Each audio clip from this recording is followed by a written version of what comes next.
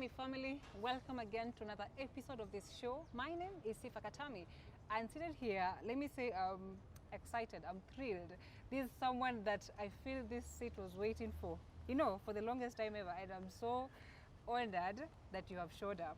So my guest today here, I don't know how I'm going to introduce him because he carries a lot, He is an author of Build Up, a leader and founder of the Unlock Young Leaders Summit. Right. I believe he's a brother to many, and the most friendliest person I've ever met in my life. By the way, you're so friendly. Like, you make someone feel at home and like, hey man, we good. How are you? Thank you. Karibu, karibu, karibu. Thank you, Sifa. Yeah? I really thank you. Mm-hmm. It's a privilege and an honor to be here today. This place looks cool. Yeah, actually, we actually in Predin as you are. Let me just, hey, my friend, this people have really come through for me. I want to say, asante sana Predin as you are. It's because of them that we're actually even here. Wow. Yep. That's amazing. Yeah, it looks very calm and cool, and it's really just wonderful to be here today. Karibu. Thank you. So let me ask you a very simple question. Yeah. Let me say, the season in life that you are in at the moment, what would you call it? I think this year, yeah, everybody has a year. This is my year of. This is mine. For me, it is establishment. Okay. Establishment in my career, in my calling, in my purpose, my ambition. Yeah. And all-rounded. I'm just establishing and making sure that the foundations are standing still. Last year was stepping up, and God allowed me to step up in so many things. Organize in terms of my organization, in terms of there's a program I was doing, so I was stepping up into so many things. Okay. Now that I've stepped up, I need to make sure that there's some strong and firm foundation. Yeah. So it's a season of establishment, so to say. Okay. Yeah. So this brings me to the question that I want us to discuss as we begin the session. You as Eugene Okanda, I know growing up hasn't been a walk in the park, sure. Let me say. Raised up by a single mom with an alive and present dad, but not present, in quotes. Maybe I will call it rejection phase or abandonment phase. Yes. Maybe you can take us through that. You're just opening up my whole world. So just like those who are watching us, I didn't have the privilege to choose where to be born. If I would, maybe I could have thought otherwise. Okay. But God in His sovereignty doesn't give us that leeway. Yeah. So I was born out of the wedlock and raised up in a different home. My mom got married in another home, and I couldn't understand how things were happening because I was still very young. Moving on, when I was able to understand and put a brick on each other, that's when I started realizing, no, the math is not adding. Connected. So I experienced family-based violence, real time. So I could see my stepfather beating my mom, and we couldn't understand why. There's a time, I remember this day, she locked her in the room and she beat her so badly. And we were crying. So that ended. And later on, when I was about 10, my stepfather just woke up, and it was a wrangle and disagreement, and they started exchanging harsh words. Yeah. And it escalated. He picked a panga, hacked my mom on the head, hacked my mom on the left hand, and hacked my mom on the right foot. And my mom laid down bloody, and she seemed lifeless. And I remember as a young boy, I was deeply crying on top of my bloody mama's body, and I was crying, trying to tell her. Did she die? No, she didn't. Okay. So I was like, Mom, I was crying, and my other 4 siblings joined us, and we were crying, and I was like, because she was not talking, she was bleeding, and we were crying. So it was a hard moment. Took the initiative of the good neighbors who came, picked mom to the hospital. She was hospitalized for 8 months. Think more than that.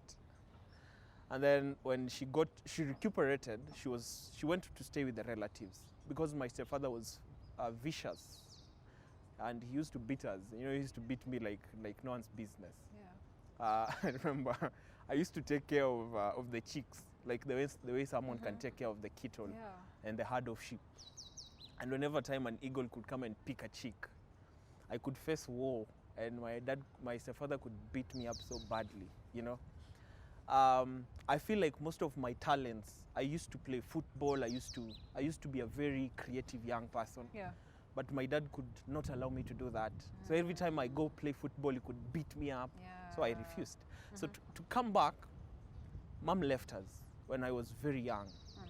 And our last born was very young. And I think he was still breastfeeding. Okay. Yeah. And I had to be the mother to my siblings, 4 of them. I had to cook for them, wash them. So you were the first one? Yes, I was the first one. Okay, Take them to school and, you know, do all that mom could do. Yeah. So the better part of my teenagehood, I never grew up with my mom. So I grew up with my dad, my stepfather.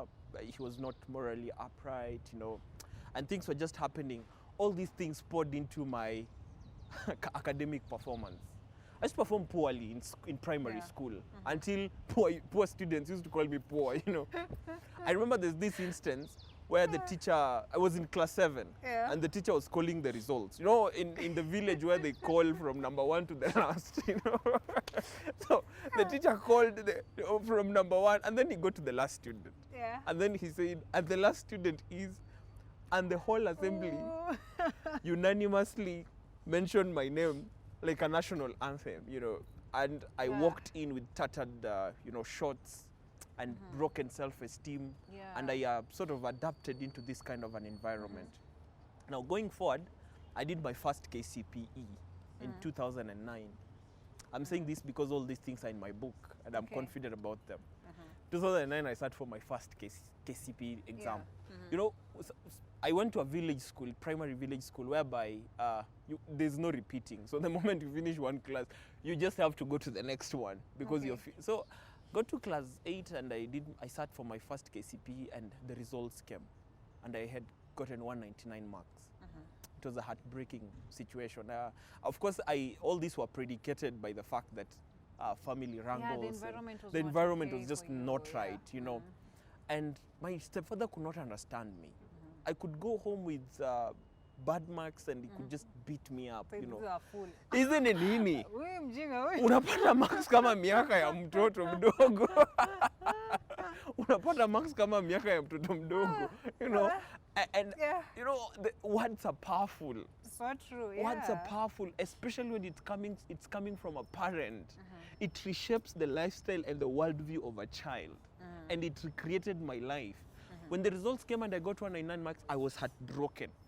I rang my mom because we were not staying with her. Called mom, told mom, marks have come and all that. She told me, I want you to go back to school. And I want you to go back to class 7. Yeah. Goodness gracious. I couldn't hold that thought. But yet again, because I think my mom, if there's someone who is a cheerleader, someone who has inspired me, someone who have seen him pushing me, it's my mom. Yeah. You know, and she told me go back to school. So I gathered my forces and I went back to class 7. Yeah. Picked myself up again. That is in 2010. Pushed through. I sat for my second KCPE in 2011 and I got 284 marks. Wow. That was a good improvement. Yeah, very a tremendous one actually. So later on, 1 month later, when my other colleagues have already joined, you know, high school, I went to my stepfather and told him, the results are out. I'm yet to receive a report from you of when I should report to school. My stepfather looked at me and told me, I'm not taking you to school. You're going to be taking care of your siblings. Wow. Okay. I'm saying it nicely. He said it in a very vicious voice and a harsh tone. And that is the first day I contemplated suicide. I felt like my world has come to an end. Yeah. And I felt like, God, I think it's enough. Because for me, I found church to be accommodative and peaceful. Yeah. So every Sunday I could go to church, fix the instruments. It was like a safe place it was a safe place for me. School was safe, but with the condition and academic, performance, which was not welcoming. Yeah. Sometimes sometimes I could actually hide from attending classes. So I could go with our primary school had rocks. So I had my bed somewhere in between the rocks. So sometimes I'm just bored with class. I could just go and sleep like this in thing at all between the times. rocks and Yeah. just stay there, Uh-huh. so me personally, when my dad told me all that, and I felt like maybe there's nothing the world is going to offer me. True. I've seen my mom almost dying.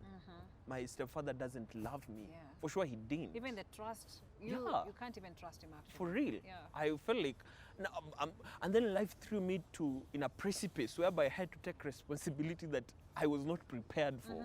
True. A teenage who is now cooking, I tell people I'm 27 right now, I have 17 years of cooking experience. 17 years of doing, house chores. Yeah. 17 years of experience.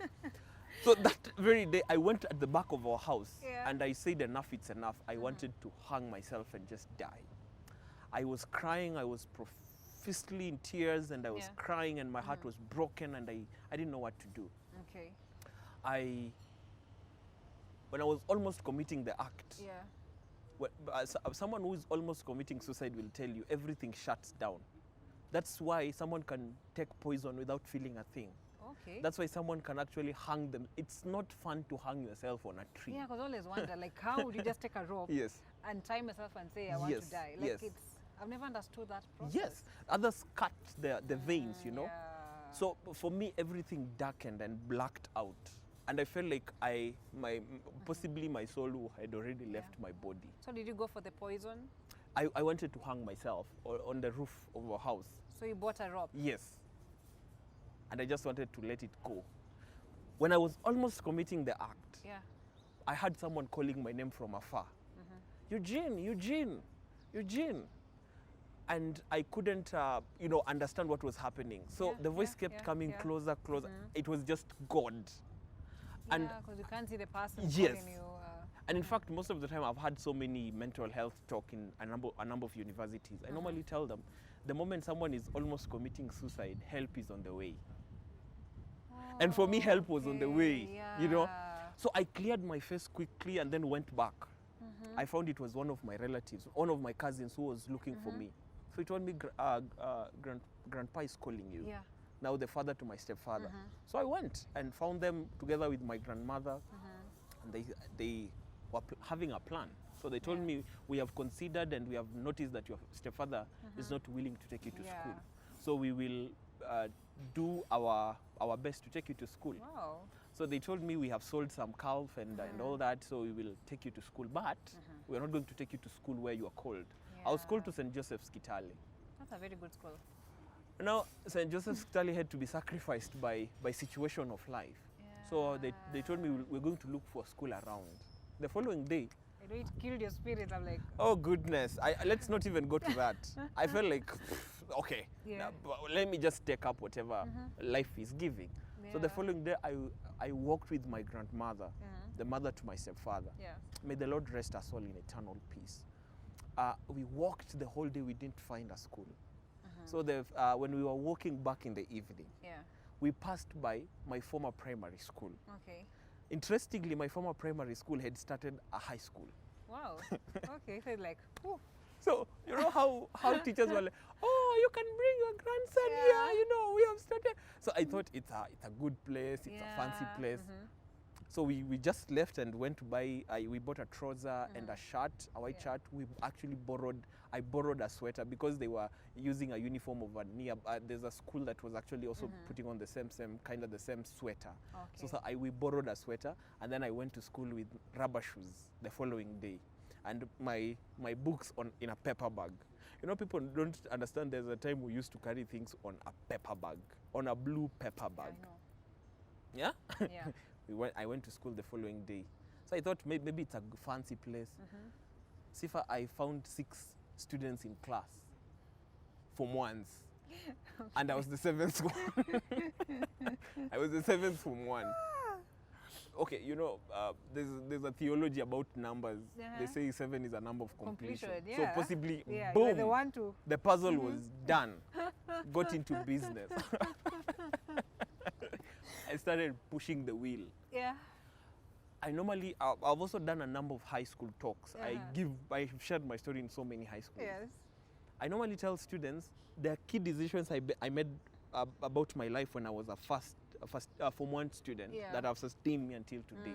I told myself I'm going to work hard. It was 1 month later. A choice that you made. Yes. And you stuck by it. I'm going because it was a day school. Yeah. And I used to sleep my stepfather used to have a kiosk. So I used to sleep in a kiosk. Yeah. In a shop, we used to have a... Kama ulikuwa watchman. Yes, I mean, I'm taking care of stuff. There's also an instance where thugs actually came. And so I had someone cutting the door, you know, when I was asleep, one of those nights, you know.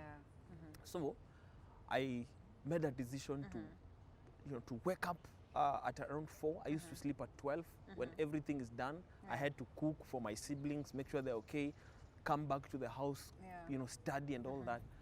I did my first exam as a Form 1 student, and I got 1199 marks out of 1200.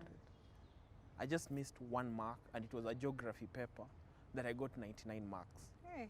Now, the interesting part of that was the fact that I had sort of an epiphany, coming to the realization that, wow, Okanda, You mean I can? I can get I have the all these ability, marks. yeah. Then it dawned to me, I was not getting those, I was actually a failure because of circumstances. Yeah. But my mind and my life had to change. True. And for sure I had to make changes. Because all the excuses you have, they are valid. But who feeds on their excuses, really? True. Excuses will not take you anywhere. I pushed through. Of course, I was given books, I was given a backpack, teachers celebrated me, and my life changed But I'm entirely. trying to think, Yes. you've gone to high school, Yeah. Life is better, Yeah. your maybe grandma is trying to Yes. educate you, but you're still this child who has pain. Yes. How did you handle that? Now, I was still carrying wounds. And I came to realize I was doing these things to prove a point to my stepfather that, you know, I am not a dunder. I am not a stupid child. Yeah. But yet again, it was a response. I was doing this so that I can prove a point. Of course, I'll mention something later on. But I was still carrying pain. And it was manifesting in different ways. Okay. I couldn't hold an argument with nobody. You know, I didn't want to get myself in an argument and stuff like that. I just wanted to avoid those things as much as possible. Now, to cut the long story short, when I got to Form 2 third term, my grandmother started, you know, ailing. So all the money were channeled to the hospital bill. And I was called by my grandpa, who told me, now you can talk to your mom and see how you're going to take it off from here. Okay. I called mom. Mom made a decision that I normally recommend her for that. She came and took all of us. She actually came with the policeman, you know, and took all of us. And we went to stay with him with the relatives somewhere in Eldoret. And getting a school as a Form 2 in third term, it's not an easy joke. So we went to look for a school with my mom. Just to cut the long story short. We looked for a school in the village. I have good marks. The least grade I could get in my Form 1 and Form 2 was an A minor. Hey. The schools are like, where are you? Yes. So, Sifa, I thought when I'm having these good marks, I'm going to get a good school. Personally, I think so as well. Yes. Yeah. Let me tell you, God just had his own plans. And for me, I think I have gotten to a point where I've realized God has a purpose for every journey he takes you through. So we looked for school we didn't get. Interestingly, we got a placement in a village high school. It was a mixed school, boarding school, day school, and it's an amalgam of everything. Yes, a mix it's of a cocktail of everything. And it had a bad testimony and all that. And I remember when my mom was having a conversation with one of our local church pastor, no, don't take your student from that school. This child will not amount to anything. Yeah. And of course I was joining, of course we didn't have any other alternative. So I joined that school. Of course with a mindset, wow, all those things that were said. Of course, again, it took the initiative of Good Samaritan. Yes. People who actually believed, and my mom was able to talk to them. My mom was just doing casual work. Yeah. She used to do just casual work, so I couldn't expect much from her. Yeah. But Katami, I joined school, and my mom decided to take me to a boarding school. The whole year school fees was 30,000, so it was affordable to some extent. I remember when I went to school the first day, I was with my mom. My mom had used all the resources she could, she had at that time. So when she was leaving, I remember I broke down. I have never broken down like that. And I was holding on my mom, and I am a man. Men are not supposed to cry. That's what the culture says. Yes. But I don't believe it. You guys You know, all cry. I think you need to cry. Men, culture tells you need to man up. You need to be a rock. Toughen up. You know, it's only God who is the rock of ages. People need to understand that. So true. And my mom left me with, because I really understood her. She left me with 50 bob as my whole term. Imagine Pocket talking money. of 50 shillings. When I was taken to a boarding school in primary, imagine I was given 50 bob as pocket money, and I was very happy. I was like, wow, I have money. Yes. And then this day one, day two, I don't have money. I'm exhausted. I've gone to the canteen, I've taken mandazis, and That's where I was. In fact, I remember when she left me with 50 bob. So I was asking myself, yeah. what am I going to use with these 50 shillings? We didn't even buy everything. Or you get to the dormitory, people have come with bread and all those things. I didn't have them. Now, to cut the long story short, I pushed through in that high school. They realized my potential to be a leader. At one point, I became the CU chair and the school captain, but still carrying pain, still battling. I was still battling with a number of things. Yeah, true. But I still, I was still working very hard. Yeah. And then at some point there was no money. I remember I was sent home, and all those things had a very strong impact. So my grades started dwindling and going down.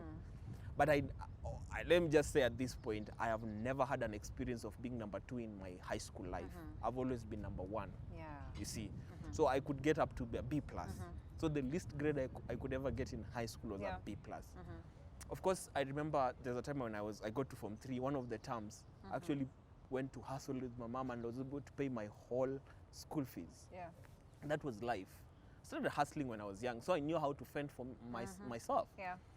But by God's grace, during that time when I got to Form 4, I gave my life to the Lord in 2015, August. Of course, I was born again. Living in church and all that, but I committed myself now to walk with God, holistically and diligently. I sat for my KCSE exam and I got a B plus. And I got a letter to go to join Kenyatta University. Wow. That was just God. When the letter came, I was having a discussion with my mom. Yeah. So my mom was so happy. My mom was the most happiest my person. son has gone to the university. My son is going to the university, but we don't have money. I see. Yeah. We don't have a single cent. So I was having a conversation with my mom, and she was telling me, of course I gave her the idea, we can talk to the church, we can do an arambe, and then get money to take me to school. And that idea was very good. So 2 weeks before I joined campus, that is in 2016, in August, 2 weeks before I joined campus, I was at home. I was doing shamba work, and I was just doing what a man should do when they're at home. And I had this flashback, and the flashback took me 10 years down the line, and I saw a picture of a man, I was with him somewhere, together with my mom, and a voice came and told me, go ask your mother who that was or who that is. So I was battling and asked, because I could hear rumors. Whisper of the voice. Yes. Let me tell you, God speaks to people. True. The reason why people struggle to hear God is because they don't take time to hear Him. Are you trying to attack me? For sure, if God can speak to to Saul, who was killing people. God can speak to anyone. He can speak to anyone. And True. God just, at that right moment, I had a meticulous flashback. Yeah. So I garnered courage. I went to ask my mom, Mom, there's this time we were together. Yeah. Of course, I used to hear rumors. My relatives used to tell me, your dad is a rich man and you guys are just, you know, struggling Languishing here. in poverty and your dad is making it in life. Your dad is making it in life. Yeah. And I couldn't get it. Yeah. So when I was sitting, Mom was preparing dinner. I remember these events so vividly. Mom we were actually boiling githeri for supper. And I found my mom in the kitchen. That's Mom, there's this man we were with, and who is he?